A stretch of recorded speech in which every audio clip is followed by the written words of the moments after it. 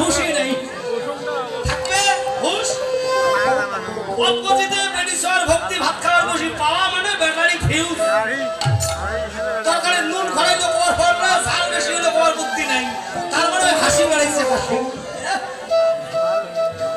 কি কারণে কালকে কিতে শুধু কিতে শুনি আজকে সারাদিনই হয়ে গেছে নে কোন ধাম যায় হাসে টাইম টাইমার পায় তরকারি নুন হুশ নাই অতএব আমার একটা অনুরোধই কালকে নাকি সবাই শুরু করবেন স্বামী খাবার দিয়ে ভক্তি দেওয়া দেখবেন লাভ আছে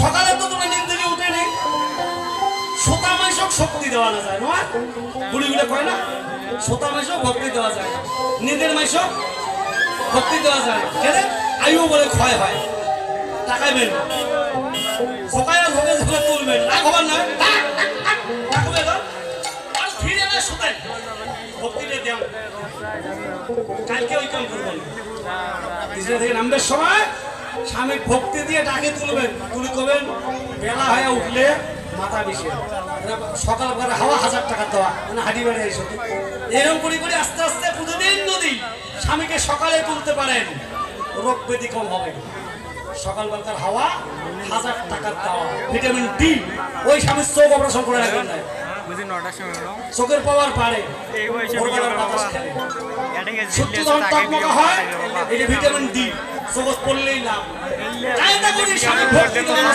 দেবেন কায়দা করে খাবার বসে ভক্তি দেবেন কায়দা করে সন্ধ্যার সময় তুলসী গুরুতে হোক হরিষ্ঠানতে হোক আর ব্রহ্মচারী হন যেটাই হন না কেন স্বামীকে বসতে বলবেন লাভ হবে স্বামী যত ভালো আবাদ করবে তোমার মাথা তত বোঝাই হবে স্বামী যত ধর্ম করবে তার অর্ধেক ভাগ আপনারা পাবেন আপনাদের রাজ্যে কীর্তন শুনতে হবে না আপনাদের সঙ্গ করে পাড়ায় পাড়ায় বেড়াইতে হবে না আপনাদের গাড়ি ভাড়া করে বৃন্দাবন যেতে হবে না স্বামীকে বৃন্দাবন পাঠাবেন স্বামীকে কীর্তন বাড়ি পাঠাবেন স্বামীকে ত্রিসন্ধ্যা মুক্তি গেহিনী অর্ধমাত্রা সিদ্ধানন্দ ভবাগিনী এই ভবের অগ্নি স্বামীকে যদি ত্রিসন্ধ্যায় বসাতে পারেন আপনার ভবের আগুন থাকবে না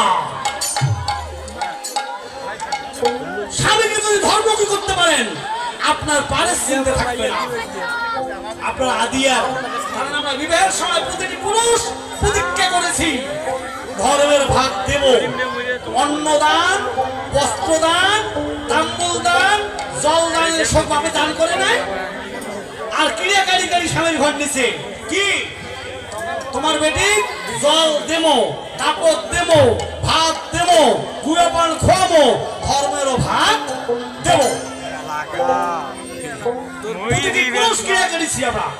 তাই পুরুষেরা যতই বাহাদুরি করুক আর শ্বশুরের কাছে যতই লক্ষ লক্ষ টাকা নেও যে ঋণ কন্যা একটা গ্রহণ করা এই ঋণ শোধ করার ক্ষমতা পুরুষের নেই যদি তার ঘরে বেটি না জন্মে অথচ বর্তমান যদি বেটি হয় পালে বিয়ে করে ভাই একা করে দিলে বেটি পালে বিয়ে করে চারটিয়া আরে মূর্খ শ্রেষ্ঠ দান মই ভিডিও পছন্দ আগের যুগে মেয়ে জন্মলে বাবারা পূজা দিত আর লক্ষ্মী কন্যা দান মহাপুণ্য গায়ত্রী মন্ত্র বলে মানুষ তৈরি করে আরেকজনের হাতে তুলে দেওয়া এর চেয়ে বড় দান হয় কিন্তু বর্তমান যুগে বেটি জন্মিলেই বিপদ কারণ 10 লাখ আমার একটা মানুষ বেটি হয়েছে 2টি ফির পর একটা বেটি হাত থেকে মানুষ এসে দৌড়ে দৌড়ে আমাদের আউম করি কাজে আরে কাজের সেরা গেছে যে কি হয়েছে ওর দাদা 10 লাখ গেল প্রথম সন্ধ্যাতে আইসো দাদা 10 লাখ ধর সারা কি হয়েছে কর ফির একটা বেটি এমন মূর্খ আমাদের সমাজে সাবধান মেয়ে জন্মিলে আপনি জামাই দেওয়াকে তাহলে কেমন হিন্দু বিধির বিধানে যদি থাকে ওর বিবাহ হতে হবে বিধির বিধানে যদি থাকে টাকা পয়সা আসবে যেটা যেভাবে হওয়ার সেভাবেই হবে আপনি আমি কিচ্ছু করতে পারবো না তাই আমার অনুরোধ অনেক বকর করেছি যেগুলো আপনারা সব জানেন আমি সেগুলাই কই এগুলো ধর্মের কথা নয় এগুলো সমাজ চলার পথের কথা আমার বয়সও শেষ আর কতই ভেদলা পারবো আপনাদের কাছে আমার মিনতি আমার জন্ম অবধি কীর্তনের জন্ম থেকে হ্যাঁ সেই বাংলা 78 সাল থেকে আজ পর্যন্ত ভাতাই আসতে আসি। আমি মনে করি আমার জনম ধন্য। বাংলাদেশের সবচেয়ে বেশি কীর্তন আমি ভাতাই ইউনিয়নে গিয়েছি, কারণ এই ভাতাই ইউনিয়ন অনেক বড়। এরপরে পরে গিয়েছি রাজপুরে, ওখানে অনেক বড় হিন্দু, প্রায় 17,000 হিন্দুর ভোট। এখানে যখন যতীনবাবু সরকার চেয়ারম্যান ছিলেন, আজাদবাড়ির যতীনবাবু ছিলেন না, তখন থেকে আমি কীর্তন গাই। তার মানে তোমারে খায়া বুড়ে হইল। ওনার তখন যাত্রার দল ছিল। রাত দুপুরে একটা গাড়িতে আসি আর একটি মহিষ খোঁজা মহিষা হাঁটবেন না ভাই, মর আনার আজ সুন্দর রাস্তা একগুলো করে জল ধরের খেয়াও নাই। মহিষাসর মোষ কথা গেছে পীড়িতের গোষ্ঠী আছে না বাংলাদেশ স্বাধীন হওয়ার পর। কাপড় মাথার পানি 70 পার হওয়া খায় মহিষাসর যেতে। যতীন বাবুর যাত্রা গান নিয়ে এসছে ভাই, কাছের বসে শুনি। ভোরবেলা হাঁটতে আসি তখন থেকে কীর্তন গাই। ছোটবেলা থেকে কীর্তন গাইতে আপনাদের মুখের আগেই আমি দীর্ঘদিন গাইলাম। তারপরে এই বয়সে এসেও আপনারা আমাকে যখন ডাকেন, আমি যখন আসতে পারি, আপনাদের এই সবার শ্রীচরণ যখন আমি দেখি, আমার মনে হয় হে নারায়ণ, আবার যদি বয়সটা একটু ভাইরি নেওয়া গেল হয়। হ্যাঁ মানে ৭০টা না হয়া এতে যে ৩০ আসবে আনের ভালো হয়। আজকে সকালবেলা বাজার যাই, 3 জন মুরব্বী এসে দাড়ি পাকি গেছে, মাথা চুলও পাকছে, মুসলমান মানুষ। আমার কয় চাচা আদাব, আমরা যখন ন্যাংটায় তখন তোমার কীর্তন শুনছি। ওরে বাপ তোমার হইলো ওদনে আছে মানে হামলায় পুড়ে হইল, মনটা কি করে। আরে একটা মুসলমানের সে আমার কইতেছে চাচা আমার ন্যাংটায় তখন তোমার কীর্তন শুনছি। কত বড় পাওয়া কি কয় সম্মানিত ভক্তবৃন্দ। তাই আমার এই ভাদাই আজিতবাড়ি থানা হওয়ার আগ থেকে আমি কীর্তন গাই। যখন কালীগঞ্জ থানা ছিল, আজিতবাড়ি জন্ম তো পরে, আর যেবার আজিতবাড়ি থানা প্রথম হয় সেইবার এই মন্দিরে আসবে পাইনি। জ্যোতিষী বাবু ছিলেন তখন, আমার ধরা ধরে পরিষদ টাকা দিয়ে আসছিল। আমার আটকাশি ঘুমাত আছে চেয়ারম্যান রজনী বাবু, তরুণী ফোনটা ছিলেন। খোঁজ নিয়ে দেখি আমার জ্যোতিষী বাবুর লোক এসনত গাড়ি এসে সাথে খুঁজি বেড়া কিংবা সুন্দর আসে নাকি। ওই ভয়তে লালমনি হাঁটি গেছি, নোয়া খুঁজি দিয়ে দূরে কোটি ভেলা বাড়ি হাঁটি গেছি। তো আজির বাড়ি আসিনি, নামড়ি আসিনি, যদি ধরি নিয়ে যায়। এমনও দিন গেছে আমার। আজকে সেই মন্দির, এই মন্দিরে কীর্তন গাইতে তখন এই লাইট ছিল না, তখন হেসাক লাইট। আর তখন টাকা নিতাম না কমিটির সাথে যোগাযোগ করে, কমিটির সঙ্গে যোগাযোগ করে টাকা নিতাম না। কয় টাকা দেন দিবেন, কীর্তন করাইলে হয়, খাওয়া দিলে হয়। কীর্তনে তখন 12-13 জন করে আসছি, আর খালি খাসি 1440 ভাত আর 10 জন কাকে লাগে শুক্রে জীবনছেন না, খালি খাই। আর আগেবারে মাইক কি হইবারে খাই হাত দিছে। ওর 3টে বান্দর আছে, সাবধান 4টি বান্দর। এই মন্দিরে কীর্তন গাইতে ওরা যা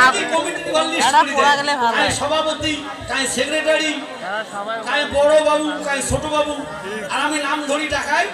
ওরা টাকার মালা দেয় ওই তার ভিক্ষের সময়, টাকায় টাকা হেজা গাছ। এই গানের নাম হলো বিনোদ বাবু। 21 জনকার নাম করছি,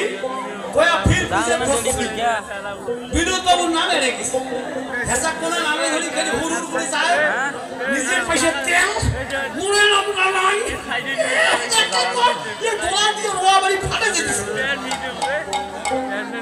আমি তো কোন আগুন নাগিন কমিটির মানুষ ঠাকুর দেয় বিপত্তি বাড়ি যাওয়া খাবি। আমি এটা থাকি টুকরি, কোথায় আছে বিনোদ বাবু জানি নিবেদন, হেসাকটা ধরিয়ে দাদা দেওয়া দর্শন, তা তো নাই। কি করি কিন্তু ছাড়ি গেল। হ্যাঁ যাই দেখি হেসাক নেপে ধরছে, আমি যাই হেসাক হাত দেবে, দাদা তোমরা ছাড়া কিন্তু ধন্য নেই, নাম আসবো দেখো নেই।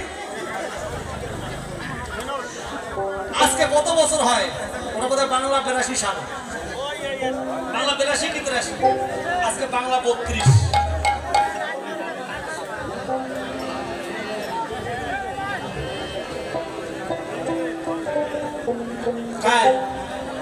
কায় বক্তব্য দেবে, আমার কোয়া হবে, সব তোক করলে হবে। ঘটক ধরি হবে না ভাই, ওই বিনোদ বাবুর আশ্রয়টা এই ঘটকে আমার ঠকাইছে। যাই হোক আপনাদের সবার কাছে আমার মিনতি, যে বিনোদ বাবু আজকে নেই, ভগবান তার মঙ্গল করুক। আমি সারা জীবন ওনার কথা মনে রাখতেছি, কারণ এই চ্যাংড়া বয়সে ঘটছে এই ঘটনা, একটা স্মৃতি। মানুষ মরে এলে তার থাকে স্মৃতি। তিনি একটা ভালো ঔষধও জানতেন, আমি বিভিন্ন ওখানে প্রচার করেছি, দু একজন এসেও ছিল, মির্কিবারে ভালো ঔষধ জানতেন তিনি। যাক, কারো কেউ কোনো না কোনো গুণ থাকেই, মানুষের দোষও থাকে। তো আমার সবচেয়ে বড় চাওয়া আপনাদের কাছে, আমি এখান থেকে যখন ওই দিকে যাইতাম, এক সময় দেখেছি এখানে বাঁশগাড়া, মন্দিরে কোনো চিহ্ন নাই, জায়গাটা যেন হারে গেল। গাড়ি থেকে নামি অনেকক্ষণ দাঁড়ালে আমার চিন্তা করলাম, হারে এই সরে কীর্তন গাইছি, কি ঘটনা হয়েছিল আমার সারা জীবনের স্মৃতি, অথচ আজকে সেখানে মন্দির বেদখল হয়ে গেল। কি ভগবানের কাম! এবার সেই মন্দিরে আমার নিমন্ত্রণ, আমি নিমন্ত্রণ করার মতো চিন্তা করবে, হয়তো যাইতে তো হবেই। কত দেয় দেও, কত টাকা দেও, কত টাকা না দেও সেটা বড় কথা নয়, যেহেতু জায়গাটা উদ্ধারের পথে। যদি ভক্তদের পদচারণা ওখানে হয় আর ভক্তদের কৃপা যদি হয়, এই জায়গা দীপ্ত ভোগে হতে বাধ্য হবেই। আর যে যতই যুদ্ধ করুক না কেন, ধর্মের সঙ্গে যুদ্ধ করে অধর্ম কোনোদিনও জয়লাভ করতে পারেনি, আজকেও পারবে না। সম্মানিত ভক্তবৃন্দ, এই সনাতন ধর্মে অনেক ইতিহাস আমাদের আছে। দুর্যোধন শত ভাই হয়েও 5 ভাইয়ের সঙ্গে পারে নাই। রাবণের লক্ষ লক্ষ সৈন্য থাকতেও রাম লক্ষণের সঙ্গে পারে নাই। তাই আমার বিশ্বাস, যত কিছুই হোক না কেন, আপনার ধর্মকে ধরেন। ধর্ম এমন এক শক্তি যাকে কেউ পরাজিত করতে পারে না। দেশে কোন প্রেসিডেন্ট এসে আসুক, হাসিনাও আমার বোন নয়, খালেদাও আমার মাসি নয়, এরশাদও আমার চাচা নয়, তাই না? আমাদের বোনকে লক্ষ্মী, মাকে দুর্গা, বাবাকে শিব পরিচালনা করবে কে? গুরু। গুরু ভরসা করে আপনাদের কাজ আপনারা করুন। প্রেসিডেন্ট কে হয় হোক, জামাত হলে আমার আরো ভালো। কোরআনের যেটা আইন, আমি 2 জ্ঞান বই পড়ি দেখছি তো, চুরি করলে তার হাত কাটিয়ে দাও, নারী নির্যাতন করলে তার ডোড়া মারো। ডোড়া মারা মানে বোঝেন তো, আধঘান ফতেয়া, আধঘানতে মন কি ধুড়ি ধুড়ি ওকে দিয়ে 101টা ডাং মারো, 100টা ডোড়া। সে হাদিসও আমার দেখবার পাবো। জামাত হওয়ার সাথে আমি ওগুলো ধরি যাবো সেভেনের বাড়ি। এরা যদি কোনো নারী নির্যাতন হয়, এইটা আইন হওয়া চাই, যেহেতু হাদিসত আছে। যদি জামাত হয় আমার আরো ভালো, না তোকে হেতু দিন পারবো কে জামাত হয়েছে, চুরি গেলে হাত কাটি দিবি। হ্যাঁ, আমার চিন্তা কি, নারী নির্যাতন বন্ধ হবে যদি ইসলামের আইন ফলায়। কিন্তু সেটা হবে কি, মুসলমানও না জানে ইসলাম, হিন্দুও না জানে সনাতন। যদি জানতো, সোনার বাংলায় দুঃখ হতো না। আমরা সবাই স্বার্থের ভিখারি, ধর্মের ভিখারি কেউ নই। কিন্তু আমাদের এই হিন্দু সমাজের প্রতি আমার মিনতি, আপনার ওই জামাত, বিএনপি, আওয়ামী লীগ এর দরকার নাই, যাই হবে আমার তাই ভালো, তাই না? হাসিনা মুসলমান, খালেদা ইসলাম, জামাতীয় মুসলমান, হিন্দু আমার কি মাঝের থেকে নায়কটাকে বলে আমরা হাসিনার বেটা হয়েছি, যাই কয় তাই খাও। আমরা কি আসলে কি তাই? হাসিনা হয়ে কার কার বাড়ি তুলে দিচ্ছে? ওই যে কটা মন্দিরের ধান চাল খালেদার আমল থেকে দিছে, সেই কয়টাই হয়েছে। ওই যে জন্মাষ্টমীর বন্ধ খালেদার আমলে হয়েছে, ইয়ে বাড়াইছে। এত যদি হিন্দুর ইয়েতে পুজোর 5 দিন পুজো, কয়দিন বন্ধ দিছে? 1 দিন বাড়াইছে কি কচু। তাহলে হাসিনা কেমন করি আমার বোন হল? যেমন কাজ ছুটি তেমনি আছে, বরং খালেদা একটা দিয়ে গেছে। জন্মাষ্টমীর ছুটি ছিল না, চট্টগ্রামে খালেদা জিয়া যখন গেছিলেন, হাজার হাজার লোক দেখে ওখানে ওটা বাজেট করে এসেছিল, যেটা একটা বন্ধের দিন হওয়া উচিত। তাই আমি মনে করি, জামাতে প্রেসিডেন্ট হোক আর বিএনপি হোক, আওয়ামী লীগে হোক আর নাঙ্গলে হোক, কেউ আপনাদের ভাঙা ঘর তুলে দেবে না। ভিক্ষে করে পাশে দিয়েছেন, চাঁদা করে ভিক্ষে করে মন্দিরও করতে পারবেন, যদি থাকে মন। রাজার ভরসায় নয়, আর থাকে যদি ধর্মবল। তাই আমার মিনতি থাকবে, আপনারা ধর্মচ্যুত হবেন না। যেই প্রেসিডেন্ট হোক, জননী জন্মভূমি সত্য দাবি করিয়াছি। আমরা যে দেশে জন্মেছি আর যে মায়ের গর্ভে জন্মিয়েছি, স্বর্গের চেয়ে শ্রেষ্ঠ। কারণ জননী জন্মভূমি সত্য দাবি করিয়াছি। ভারতে গেলে সুখ পাবেন না যদি জননীর সেবা না করেন। ভারত কেন, আমেরিকায় গেলেও শান্তি পাবেন না যদি গর্ভধারিণী মায়ের সেবা না করেন। সম্মানিত ভক্তবৃন্দ, আসল সেবা হচ্ছে মায়ের, তাহলে জন্মভূমিতে দুঃখ হবে না। আমরা যদি পাপী হই, আপনা আপনি দুঃখ আসবে। ওই হাসিনা হইল জেল, খালেদা হইল ফাঁসি, এরশাদ হলেও জেল। কারণ আইনের চোখে কেউ বাদ করবে না, ধর্মের হাত থেকে কেউ রেহাই পাবেন না। তাই আমার মিনতি থাকবে, ওরে মায়ের ধারে দুধের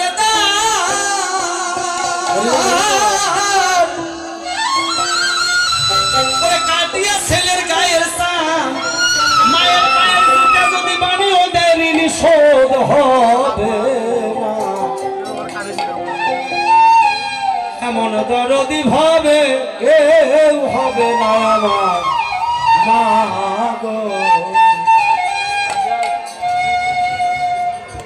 মায়ের ধারে দুধের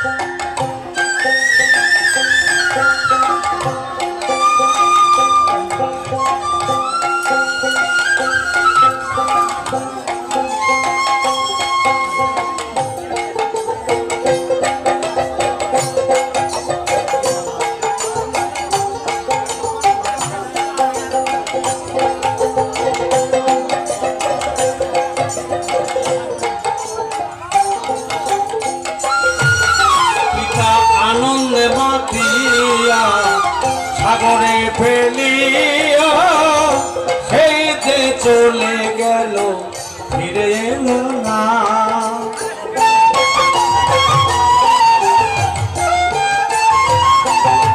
পিতা আনন্দে মাতিয়া সাগরে ফেলিয়া সেই যে চলে গেল ফিরে এলো না।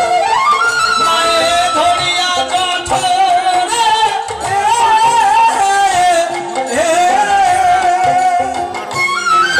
মায়ে ধরিয়া জঠরে কত কষ্ট করে 10 মাস 10 দিন পরে পেল এমন দরদি ভাবে কেউ হবে না ভাই, হবে না। এমন দরদি ভাবে আর কেউ হবে না ভাই, হবে না।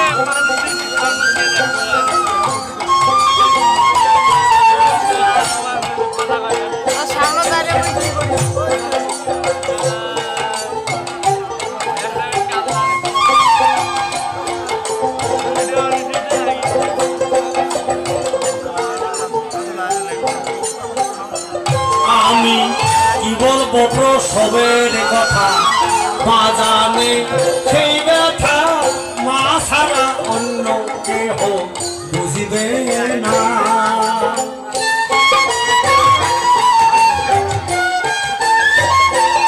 আমি কি বলবো প্রসবের কথা, মা জানে সেই ব্যথা, মা ছাড়া বুঝিবে না। মায়ের থেকে সন্তানের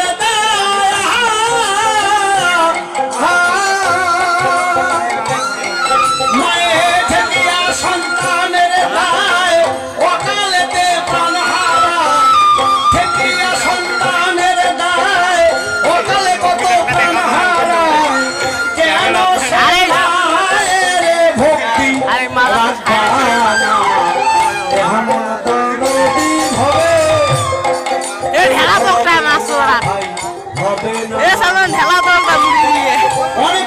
করতে মারা যায়, তাই না?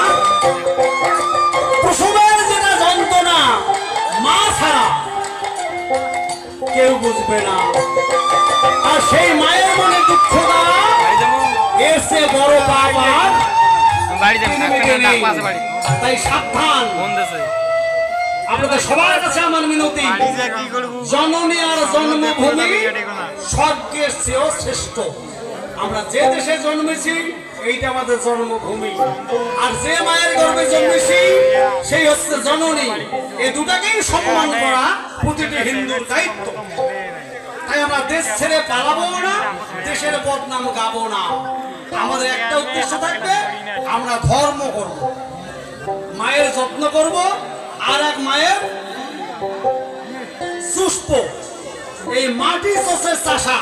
আমরা যা মাটিতে ফলাই, আমাদের বাংলার ভূমিতে যা ফলে, বিশ্বে কোথাও এমন ফসল হয় না। সম্মানিত ভক্তবৃন্দ, তাই জননী আর জন্মভূমির সেবা করুন, আপনার ধর্ম হবে। রাজা মন্ত্রী চেয়ারম্যানের ভরসায় কোনোদিন সুখ আসবে না। বাপে কি রেখে গেল না গেল সেটা চিন্তা করলে কোনোদিন সুখ পাবেন না। আপনার অদৃষ্টে যেটা আছে সেইটাই লেখা হয়ে গেছে, আপনি সেইটাই পাবেন। ব্যবসা করলেও পাবেন, চুরি করলেও পাবেন, ডাক্তারি করলেও পাবেন। বাজেট আমাদের হিন্দু ধর্ম মতে বাজেট, যার যেটা বাজেট পাস হয়েছে সেটা সে পাবে। আপনার জ্ঞান দিয়েছে, বুদ্ধি দিয়েছে, বিবেক দিয়েছে, আপনি বিবেচনা করে নেবেন কোন পথে আপনি কাঁদবেন, আপনি কোন পথে আগাবেন। আমার অনেক বন্ধুরা ভালো ভালো চাকরি করে এখন রিটায়ার করেছে, হ্যাঁ, বসে বসে খালি ওই কি তো কিসের টাকা তখন পায়, পেনশন না হাফ প্যান্ট না ফুল প্যান্ট, এই হাফ প্যান্ট পায় আর ফুল প্যান্ট পায় আর খায়। হ্যাঁ, মাঝে মাঝে রাজা হাট যাই দেখা হয়, সুধীর বাবুর দোকান নিয়ে যায়, আমাকে মিষ্টি খবর চাই, দাদা চল রে মিষ্টি খাই। চাকরি করে রিটায়ার হয়েছে, তো কামাই নয়, কেড়ে কামাই নেই, পান তখন এত কম কে বলে 52,000 পাচ্ছে, তাহলে 25,000 করে ঘুষ সালা। কিন্তু ঘর বসে থেকে পাই, তুই মূল্য বলে তোর মাইয়ে পাইবে, হয় দাদা তা তো তোর আঠেই না, তো হোক না আঠে, তাহলে মিষ্টি খোয়া মুখে করছো অনেক দিনে দেখা হয় বেশ। আমি কিন্তু মন মতো খাবো, কে বলে 2-1টা খাওয়া হয় না, তা হোক চল। জানি তো মিষ্টিটা খাই, আমি তো মিষ্টিটা না জানি। মিষ্টির দোকান গেলাম, তো অর্ডার দিলে দাদা দেখো তো কয়টা খায়, কুন্ডু এখন 2টা বড় বড় মিষ্টি একটা শেয়ার করে আনি দিন। দুইটা তো আমি খাবো, তোর দাদা মিষ্টি খাওয়া যায় না কে ডায়ার মারবেটিস। চাকরি করে সারা জীবন উয়ের টাকা উমায় বলে মিষ্টিটা হয়, আমি কি ভাই মুইও না খাও, তুই না খাই মুই খাও না করি, খুবার টাকালু দাদা আমার যে সয়ে না, উয়ে বলে মিষ্টি হয় না। আর এটা কেমন কথা, আমরা যদি এলা 8-10টা রসগোল্লা খাই আরো খাওয়ার মনে হয়, ওই বলে মিষ্টি সয় না, চাকরি করে টাকা পাইছে, মিষ্টি হজম হয় না, আমার কিছুই হয় না। আমি বুঝছি টাকা থাকলে তাদের সুখ হয় না। আমার সে অনেক বয়সে কম মিষ্টি না খায়, আর আমি 4-5টা মিষ্টি খাই, পায়েস খাই, পিঠে খাই, সাদা গুড় দিয়ে চিড়ে খাই, আমার কিছুই হয় না। টায়ার মার বেডিজ আমার নাই, এটা ভগবানের। আমি বুঝতে পেরেছি যে ভগবান আমাকে এই জন্যে পাঠাইছে, অনেকেই কয় আমার দাদা তো বুড়ি হন না কে বলে বুড়ি হং খেতাম যাই ডাক্তার তার ওই জন্য বানাইছে যাই মাস্টার ওই জন্য সবগুলো যদি ডাক্তারে হয় রুগী হবে কায় হ্যাঁ সবাই যদি মন্ত্রী হয় এমপি হবে সবাই যদি এমপি হয় শহীদের হবে ভগবানের এই সৃষ্টি রহস্যে আমরা জানি যেটা হয়েছি ভাবতে হবে আল্লাহ তাআলা রহমানের রহিম ইসলাম ধর্মে কয় সনাতন ধর্মে কি কয় দয়ার সাগর কৃপা সিন্ধু ভগবানের এক নাম দয়ার সাগর তিনি আমাকে যেটা দিয়েছেন এটার চেয়ে বড় সুখ নাই এইটা যদি আপনার মনে থাকে মাথা চুলও পাকবেন না কালো চেমড়ে রাখবেন নয় আমার এইবার কিন্তু চেমড়ে রাখছে তার মানে এইবার আমার চিনতে হচ্ছে ধন সম্পদের জন্য নিজের চার ভাই ছিলাম তিনটে মরছে বাড়ি ভাঙতে ভাঙতে একটা জামাত ভাই গেছি আমি একেবারে থাকি আমার ঘরের থেকে এইবারে ওর ঘরের থেকে এইভাবে এই যে কীর্তন করে আসছি ওই ভাইটা তো বাড়িতে আছে চিনতে ছিল না হঠাৎ করে দাদা মারা গেল জন্মভূমি 3.5 মানে এইদিকে আসছি এই যে দাদার মৃত্যুটা দেখলাম মোটা একটা কেমন একটা এখন এই বাইরে যাবো বাড়িতে কাটছি আরে এলাই দাদার সাথে কথা আসবো এলাই যেমন বন্ধ হবে সন্ধ্যার দিকে কথা কইলাম প্রায় 12টা হতে হতে এই যে একটা শোক আর বাঁচি না আমি 100/200 বলে হয় পেশা দুইটা ট্যাবলেট খাই তাতেও না থামবো হ্যাঁ এই যে শোক এইটাই হচ্ছে দুঃখ তাই আমার মিনতি থাকবে আপনারা ভাববেন আমি যেমন দীর্ঘদিন গান গাওয়ার পরেও এখনো চিল্লাইতে পারি এটা ভগবানের দান আর আমি এইটা করণ করে নিছি কে চাকরি করলো কে 25,000 টাকা এমনি পায় ওটার সাথে আমার সাথ নাই আমি যেটা পাচ্ছি সেইটা তার নাই ওই মিষ্টি খাবারে পায় না আর আমার মিষ্টি ছাড়া চলে না ওই বাইসাইকেলে তো চলে পায় না আর আমি দৌড়িবার পাই এই যে লাখবার পাই এটা কি কম পাওয়া আর আমার অনেক কম বয়সী হাত পেরে না পায় হ্যাঁ তো ভগবান আমাকে কি দিয়েছে সুন্দর একটা দেহ দিয়েছে এই যে কতগুলো ভক্তবৃন্দ আপনারা হিন্দু মুসলমান পাগলের মতো বসে আছেন আমার কি এমন গুণ কে আমাকে দেখেন না বয়স্ক ব্যক্তিরা তো সবাই দেখেন কতবার দেখেছেন এই যে গতবার আসি এখানে তো আসি গেলেন এই ফটোর তলব ওগুলো মানুষের তারপরে আমি কি ভাববো আমি ভাগ্যবান ভগবান আমাকে অনেক ধন দিয়েছে যে ধন বহন করার ক্ষমতা আমার নাই এই যে আপনাদের সম্মান এই যে আপনাদের চাওয়া এই যে আপনাদের পাওয়া আমার মতো কৃপেন্দুকে আপনারা যে সম্মান দিয়েছেন সম্মানিত ভক্তবৃন্দ হিন্দু মুসলমানের যারা এখানে উপস্থিত আছেন সবার চরণে আমার একটা মিনতি আপনারা আমার আশীর্বাদ করবেন বিছানায় পড়ে থেকে যেন আমার মৃত্যু না হয় আপনাদের মতো ভক্ত সমাজে আমি যেন মরতে পারি কীর্তন গাইতে গাইতে এটাই আমার জীবনের শেষ চাওয়া